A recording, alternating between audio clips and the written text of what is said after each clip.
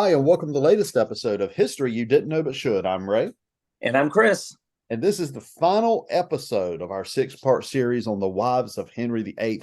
Today, we're looking, Chris, at the one that survived, Katherine Parr. And by the title, The One That Survived, I don't mean she was the only wife of Henry VIII that got out of the marriage alive. I mean, she's the one that actually outlives him. Yes, and I just want to say thank you for allowing us to engage in this series of looking at these. I don't like necessarily just referring to them as, the wives of Henry VIII because they were the ex-wives of Henry VIII, but they truly have a story of their own. And I know I've enjoyed kind of going down the road. There's been some pretty weird stories that come out of these, but there's also been stories of hope and redemption and inspiration. And maybe, just maybe, when you go back and look at history and you start uncovering even these small figures and the big scope of history, it might cause some people to have a renewed interest. So I encourage anybody to go and do some research on one of the six, or go to the Broadway show Six the Musical, or there's plenty of videos that are out there that give a little in-depth history to these powerful, courageous women. Yeah, and like you said, each and every one of these women are stories within themselves. You can separate them out from Henry VIII and all that was going on there, and you can still see very interesting people. And today's going to be no different when we're talking about Katherine Parr. This woman was as we're going to learn as we go through, a remarkable person from beginning to end, a very remarkable person who did a lot of, I would argue, good things. Right. In her role as princess. Yeah, and I think the first thing Queen, to under excuse me, queen. yeah, I think the first thing that's very interesting about this is that in just about all of these women, there is some relationship between all of them. Somehow they, whether it's cousins or it's, working with the stepchildren, but all of them have an association with, of course, King Henry VIII, but they also have an association kind of within themselves. And we see this with Katherine Parr, who basically, her mother was the lady in waiting, or basically someone who took care of Queen Catherine of Aragon. And that's how Catherine actually got her name. Now, some historians will say that Catherine, spelled with a K rather than a C, or C rather than a K, but that she purposely changed the letter of Catherine so that she would not be, I guess, seen in the same light maybe as Catherine of Aragon. But, it is pretty interesting that we have the last wife who goes all the way back to the first wife. There's a relationship there. Yeah, and as we've said in previous episodes here in this series, Henry VIII didn't go far to find a wife. He wasn't going to far out lands or anything like that. He was, for the most part, sticking to his court. Now, Katherine Parr, she's born around the year 1512. She's born to a pretty prominent family there in England, and her father dies when I'm trying to do the math here on the top of my head, 5-6 years old, somewhere in that ballpark. And right. So she's raised, I guess, by her mother. But despite the fact of her father's death, she is the beneficiary of maybe not a lot of money by some standards, but she's the beneficiaries of a great education. What I found out is that she was fluent in multiple languages. She was a very well educated lady. We could say very theologically astute. So she was unique in 16th century Europe. That here's this woman who has a very good education, speaks all those languages, and not only that, but she enjoyed riding, horseback riding and hunting. She avoid chess and collecting coins. I mean, some of these hobbies like coin collecting and chess sound almost modern. I mean, a very well educated, very independent woman in a lot of ways. And it allowed her the opportunity to, I guess, connect or network with some pretty powerful people. And eventually she'll have a lot of influence along with some controversy that comes into her life. But, once again, as we start looking at the steps that lead up to Catherine becoming involved or associated with Henry VIII, we see her in her early years. Henry VIII was not Catherine's first husband. And No. we've already kind of ran into this before, that Henry VIII was kind of passionate about his wives being the first. But in this situation, Catherine had been married early on. I think she was married when she was 17 years of age. That marriage had some problems, and it didn't work out. And so about 5 years later, when she's 22, she marries another individual. And Ray, in this individual, he's 41 and she's 22. So you can start to see that there's a huge age gap between these two, as there will be with King Henry VIII and Catherine of Aragon as well. But what is interesting, and what I think will help her in her relationship with Henry VIII, is that in this second marriage, she becomes a stepmother for the very first time. So it is this time where she is going to be working on developing relationships. She's not a mother yet, but she is a mother. She's a mother to Neville. I think it was John Neville, I think was his name, to his children. So she's beginning to understand the complexities that surround being a stepmom versus being a mother. And that will play heavily into her relationship with Henry VIII. Yeah, it does. And, going back to something we had said earlier, John Neville was her second cousin. So this is a very close, keeping it in the family type of thing. And she had an interesting relationship, as is often the case with step parents. She was a very, very close to her stepdaughter, Margaret, but her stepson, John, named, of course, after his father, they had a more rocky relationship than she had with Margaret. And of course, then John Neville, he gets caught up in this very interesting situation where he's sort of forced by a group of rebels to sort of join a rebellion. And then he's returned to his wife. He's allowed to go home after that. He's ultimately not charged because it's understood that he was sort of put in a no-win situation where he was forced into being a part of this rebellion. But he was taxed quite heavily for his involvement in that rebellion, even though it was sort of forced. Now, of course, as you said, she's going to outlive him. John Neville dies in 1542 after 1543, after a very brief illness. He dies, and she is a widow for the second time. And Chris, this is a lady who, she's still in her 20s. She was a widow the first time by the time she was 21, and now she's a widow again, and she's not even 30 years old. 2 times a widow and not even 30. And she's lost her father. She's lost her mother. So she is basically a young woman searching for her identity, searching for herself. And it's at this time that she gets noticed by King Henry VIII. And that's going to, of course, lead the way for the rest of our story. But what is funny, what is ironic, is that not only does the king notice her, but she's also wooed by another admirer whose name is Thomas Seymour, who just happens to be the brother of the late Queen Jane Seymour. So already the surviving wife number 6, has an association with wife number 1. And now she has an association also with another wife in Jane Seymour. So here she is, who is got the king interested in her. She's got Thomas Seymour interested in her, and she wants to marry Thomas. she loves Thomas, if you will. She feels more in tune with Thomas.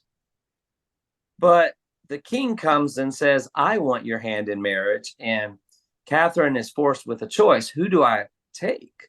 The man that I love? Or do I do the will of the king?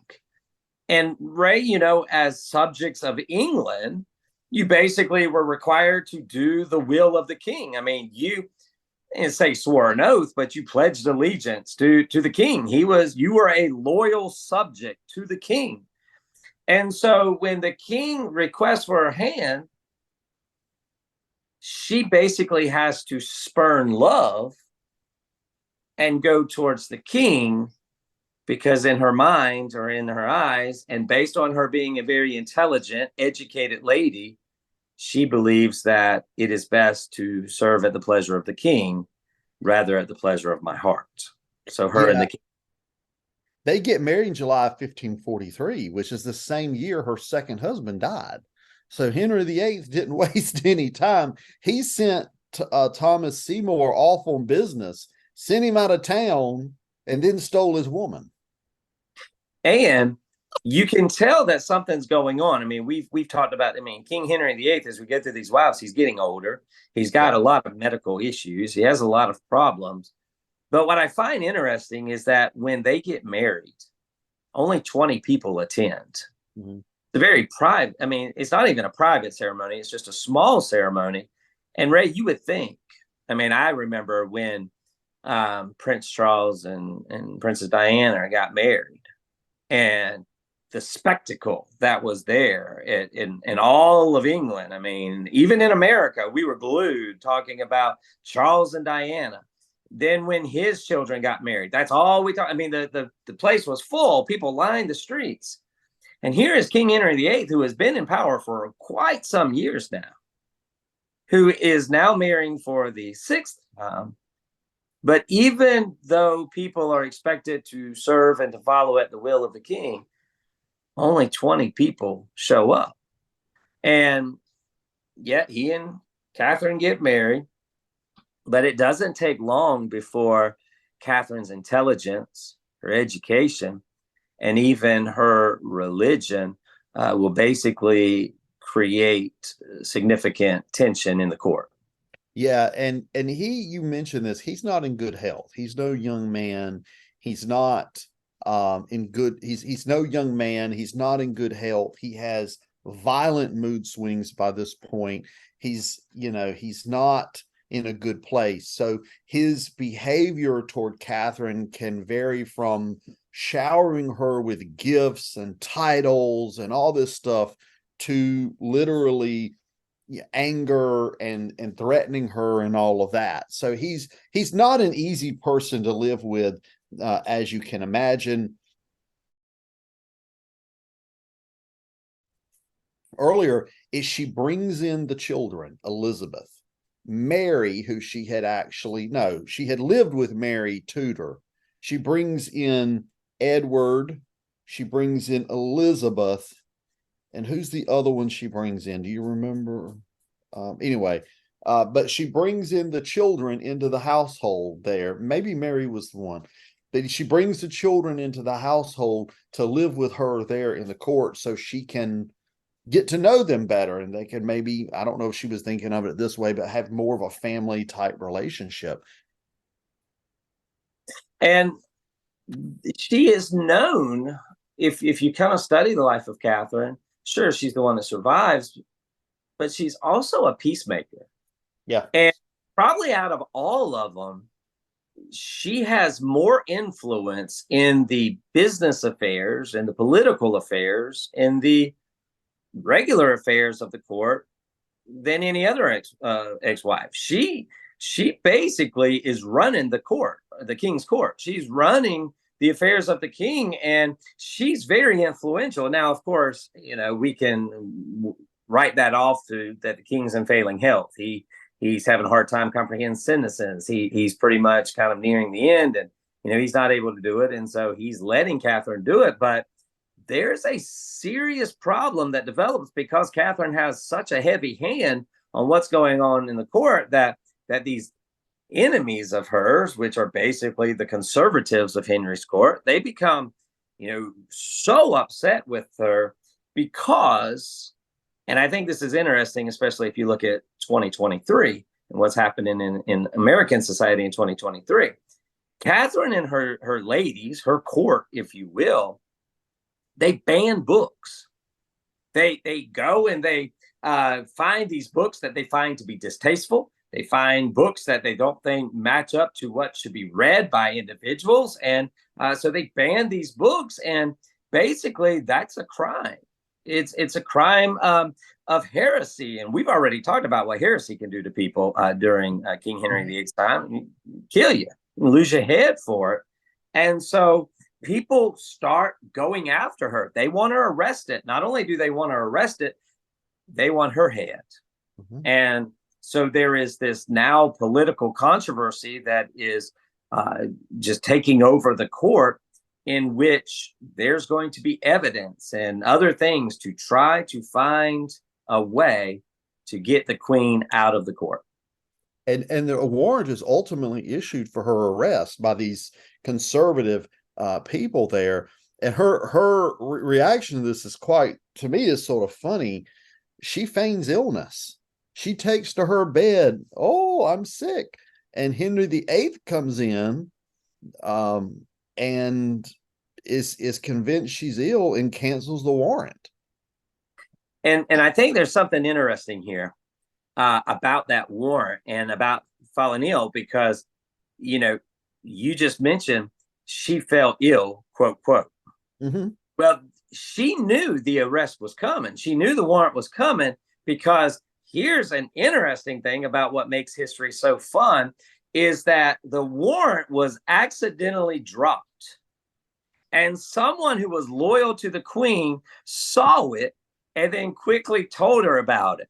And I'm just thinking, so just bear with me. And I'm not getting into politics or talking about anything of that nature, but I just think it's funny. Here we are talking about this. So two things. Number one, you got a lady who's banning books. Well, in 2023, there's a lot of people out there that are trying to ban books. So you got that going on. The second thing, there's a warrant that is out for arrest that, quote, accidentally gets leaked or gets found and is shown to the queen. A couple of weeks ago, in some very famous indictment against the former president, what happened? Somebody got a hold of a indictment or, quote, an arrest that was imminent before it had even been done, and it got splashed all over the news, and there was all types of controversy. So I just think that history is the best type of drama, because this is happening in the 1500s and it's happening in 2023, and you can't make this stuff up. You just can't, whether it's 2023 or it's 1543. You can't make it up, and it causes serious problems in so many different situations, whether then or now. It's a shame Trump just can't take to his sick bed and have somebody come in and cancel the warrant. He might need to read the biography of Katherine Parr and try to use some of her things, because, I mean, if you're honest, it worked out pretty good for her, didn't it? It did. And I want to mention, before we get to Henry's death and all of that kind of stuff,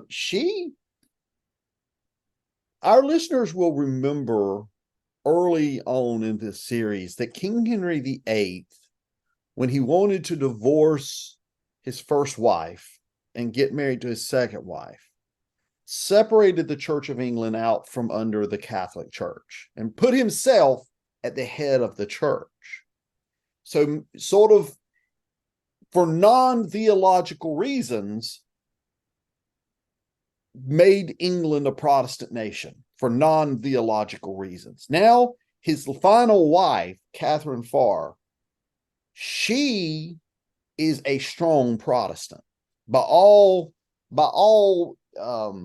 everything I could read, she is a strong Protestant. She holds, let me go back here a little bit. She holds that people should be able to read and interpret the Bible on their own, which is a very Protestant thing at the time in the 1500s.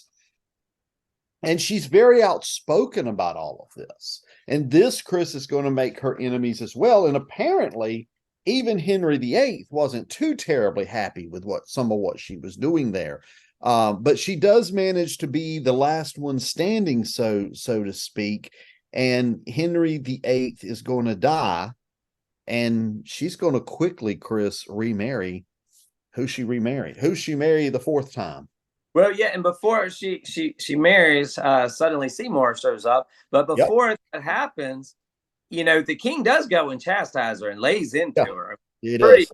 upset with her. But she was so good that she was able to play to his ego and say, well, I mean, I'm just trying to defend you. I'm just trying to help you. And I'm only doing the things to try to take some of this off of you because, my love, you're older, you're got medical issues. So she played to him and he basically forgives her, which if our listeners have been paying attention to the last 5 episodes, the one thing Henry VIII does not do is forgive people. He doesn't just off. No, and the thing about it is he must have had deep feelings for her because he did cancel the warrant. When she was sick, he ran to her bedside. He probably didn't literally run, but I mean, he went quickly to her bedside and had the warrant canceled. I mean, so whether you're talking about her theological actions and some things she was doing there, or her warrant that was canceled, she I think he did have legitimate feelings for her. And you mentioned that he dies, and we got to keep in mind that there is an heir to the throne by now. There is an heir to the Yeah. throne, King Henry or King Edward VI.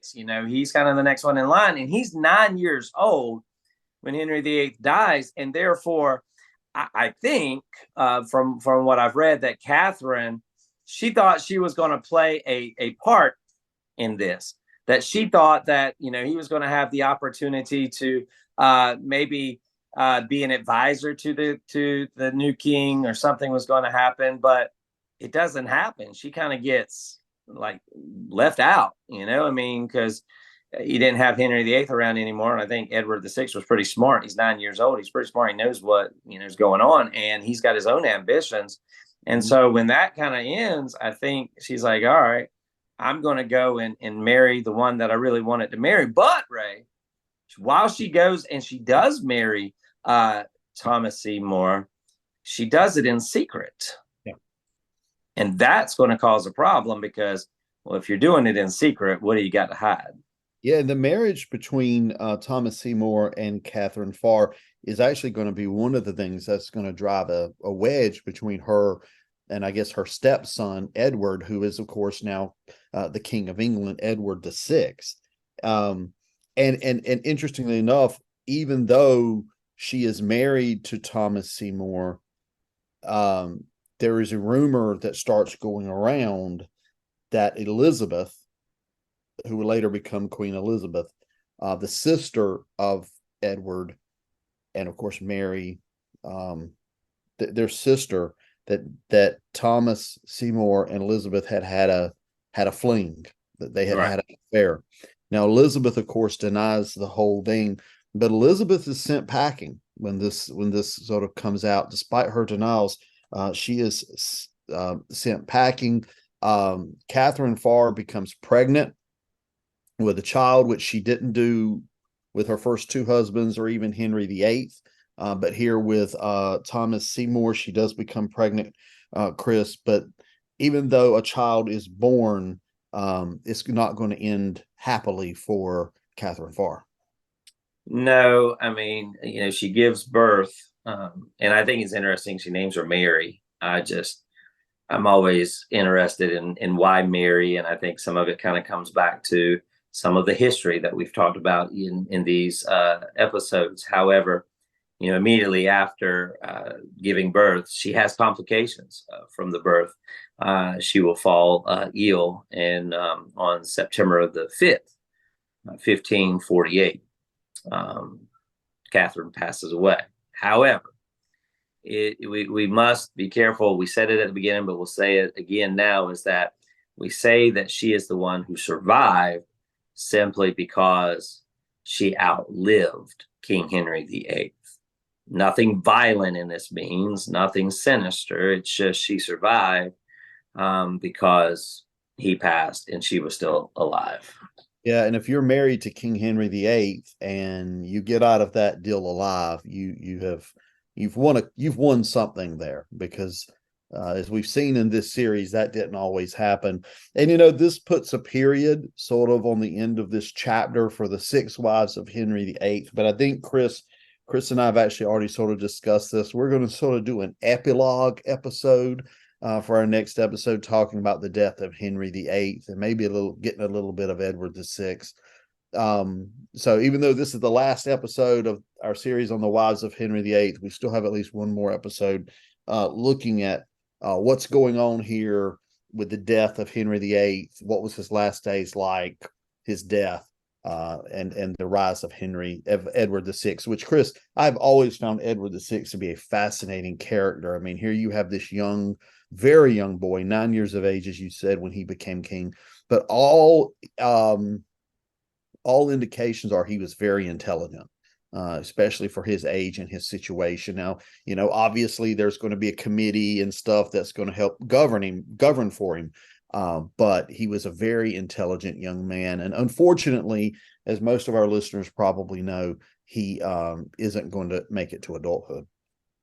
Yeah. And, I go back and I look at all of these wives, these ex-wives, and these women of history and the stories that they share. And one of the things that we must keep in mind is with Katherine Parr, is that she becomes the first queen who actually becomes an author, publisher.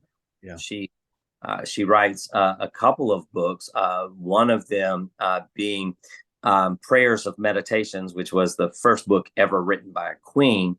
But later, she will write The Lamentation of a Sinner, which will be published after the death of Henry VIII. But I remember, I go back, kind of my, I guess, beginnings of approaching you with this series was that I went and saw the Broadway musical Six, the musical, and it tells the story of each six wives through a song. And in that song by Katherine Parr, she says these words, and she talks about that she didn't have a choice, that she had to marry King Henry VIII. But in that, she says, I might have to marry you, but I'm not going to be your toy. I'm not going to be someone that you can just, use and abuse or do whatever, and she goes on a little bit later.